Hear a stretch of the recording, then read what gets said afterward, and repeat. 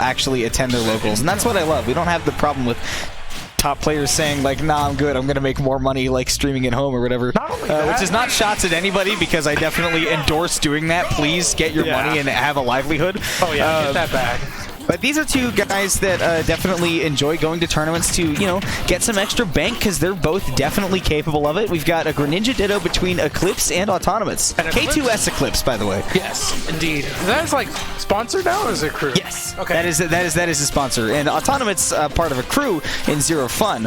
Okay. Oh, Zero Fun. Okay, that's with Witherman and all of them. Nice. Yeah. But I think, yeah, definitely Eclipse, one of the regular contenders over at Shockwave, and you have the Autonomitts, who's pretty consistent in making top 8 over here at Odyssey. I mean, like I said, Autonomitts is really good. He's definitely got a really consistent Greninja with a really, really nice combo game. But you can see that when it comes to a matchup like the Ditto, where things maybe tend towards more the campy side in neutral, that's where Eclipse starts to win, because Autonomitts does really like to hold forward, and Eclipse does not mind, you know, sitting under a platform, throwing out a few projectiles, and then faking you out with an approach until you commit to something. That's where he takes a lot of advantage. Love these up airs being chained right now by Autonomitts, just trying to keep Eclipse in a juggled situation, but really hard to do it on Greninja, ironically in the Ditto, just because of how well he can fall out of his own multi-hits. Sometimes it can be hard to really figure out the precise timing on how to like go up there and strike. Thin privilege, man. Thin privilege, indeed. And also these are two like really short characters. I mean, it's one character, but both of these guys are playing a short character, and that means that landing with aerials can be kind of a bit of a chore, and that's really where Greninja gets a lot of setups. So we see some of these unorthodox options coming out to try to finish out the stocks. The biggest aerial you have to worry about is Nair all the time, just because of how well it routes into every other aerial consistently. It's definitely a lot of ways to react off of it, but Eclipse not even bothering with the reactions, man. This ledge trap is all out of the ledge trapping tools that Greninja has, and he's leveraging them perfectly. You got to see Autonomitts, you know, I think just take a second to run away from Eclipse, let him go back to that campy playstyle, because every time Autonomitts lands and then starts holding forward, there's another aerial waiting right there to greet him. This campy playstyle, like you were talking about, works out really well for Eclipse in just whiff punishing anytime Autonomitts comes down with an aerial. Good back air to extend. But, I mean, it can be difficult for Autonomitts to land in situations like these, just because Eclipse is doing a great job of just keeping center stage and catching all those landings. And playing evasive, too. It's really hard for Autonomitts to get those solid hits, and meanwhile, Eclipse, like you said, he's just waiting to react. It's one throw into a 50-50, and then he seems like he's nailing every single one. Everyone. It's like, God, the coin minus me double heads at this point. Yeah, at this point, and Eclipse would be foolish to call tails. Yeah.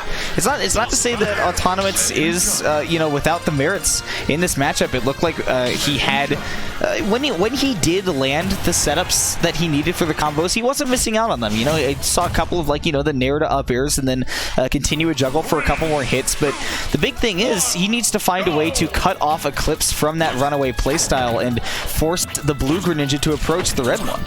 We saw Autonomitts have a lot of trouble landing those setup aerials, whereas Eclipse was consistently taking advantage of whiff punishes to start his own. Yeah, and wow. Full jab connecting right there just to push him off. Eclipse doesn't really like force or press his advantage too hard. He'll go for like one simple like aerial, and then he realizes like, okay, this isn't safe, so he backs off. But that SD, not really the safest thing to pull out in that situation. Oh, Eclipse. I would not recommend an SD in any situation. Oh, ever.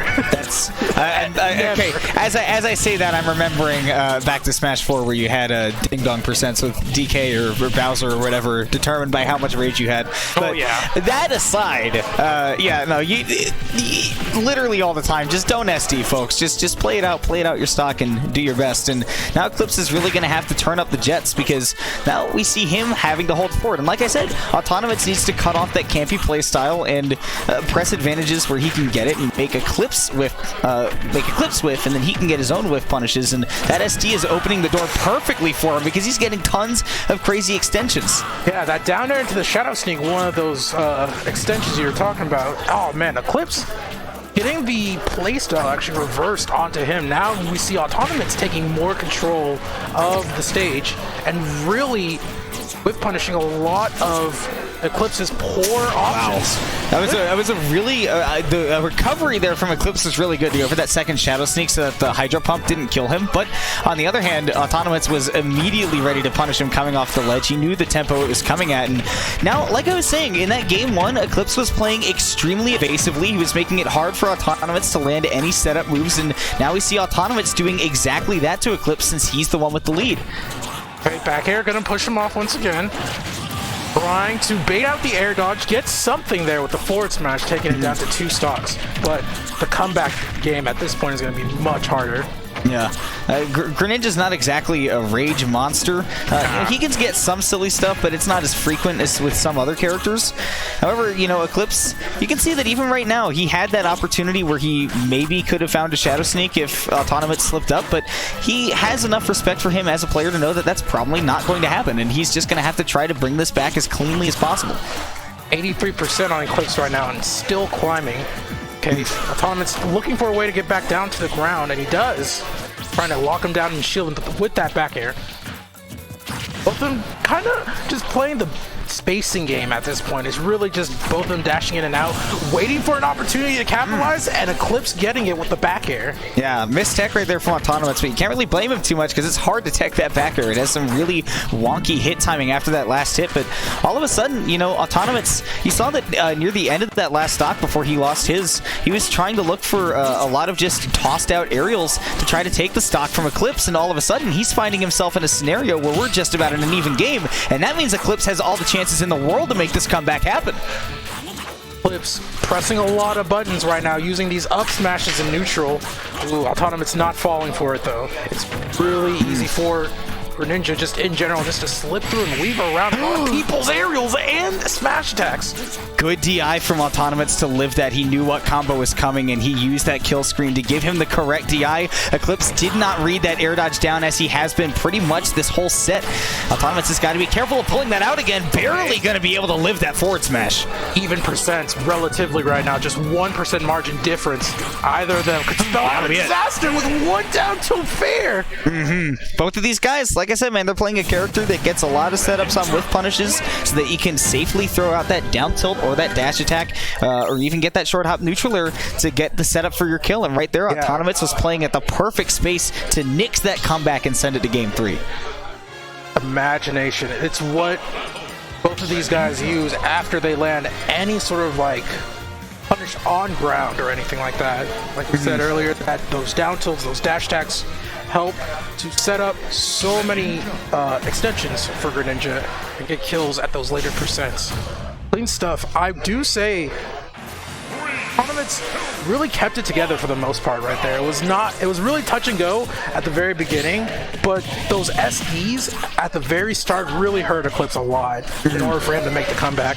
I mean, you have to imagine with that going to last hit there in that game too, without that SD, this might be a 2-0 and a handshake, but like you said, it's on Autonomitts to make sure that he actually does figure out how he's going to finish out the game, and he did it by, you know, just kind of taking Eclipse's playbook and using it for himself. And indeed, you know, as we're approaching the 4th quarter, as it were right now, I mean, it's a tie game, and as it is in game 3, this analogy doesn't really work, so boss, please save me.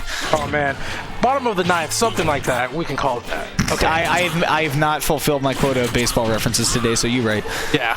I was about to say, we see you make like at least 3 or 4. Oh, danger for Autonomitts. Eclipse did not have enough time to get that forward smash at the ledge. He just had to go for what he could get. And that down tilt, if Autonomitts air dodges for any reason out of that, Eclipse would be able to get a setup, but he knows as a Greninja player, just jump out of that setup and you'll be all good.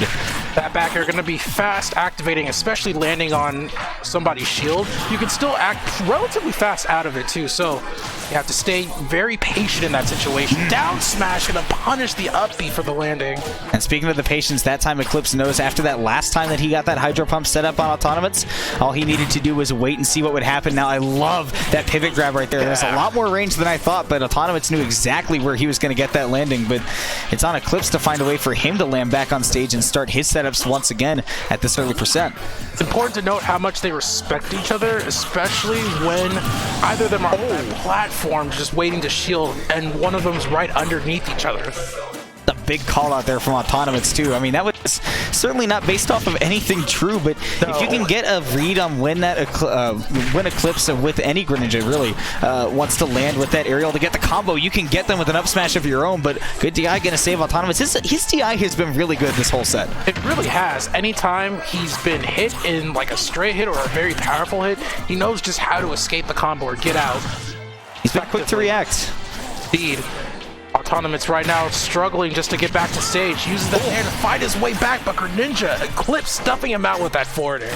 And we see that, so, I mean, you see that work out for Eclipse right there, whereas Autonomitts has been doing that more the whole set. That has a lot of range, man. I don't know, you tell me. But it just looked like the animation for it ended before like the actual pivot grab activated, but either way, Autonomitts taking that damage for sure. And now he's just got to find a way to get right back in close on Eclipse, but it has to be right now when Eclipse wills it because he's the one with the lead. Love that setup there with that drag down backer. You saw that Autonomitts tried to call out Eclipse jumping through the platform to try to get back on stage, but now he got the setup for the one blue Greninja at the ledge. Parry is going to be clutch for Autonomitts. He's going to barely stay in the game. Oh man, and now the edge guarding is coming out. Okay, just opts to shield in that situation, letting Eclipse back on for free, but still taking the jungle disadvantage. Ooh, there was a good wait there from Eclipse, but he was right under the Greninja. Never where you want to be, but he is one hit away from closing this out against Autonomitts as long as he gets a solid one. Now we see Eclipse trying to bait out an option using that Shuriken, but it's the hit with the straight hit affair. And now, what do we have for the ledge trap? Nothing, okay?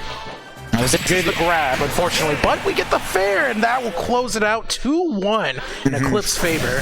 Yeah, catching the jump out there from Autonomitts, send him off the side, and yeah, Eclipse, again, we saw basically whoever had the lead in those games was the one who got to control when the approaches happened, and you know, when that happens with Greninja, you know that mostly they want to approach with an aerial to set up those combos, and you can just play evasive to that because they don't cover the largest threat zone.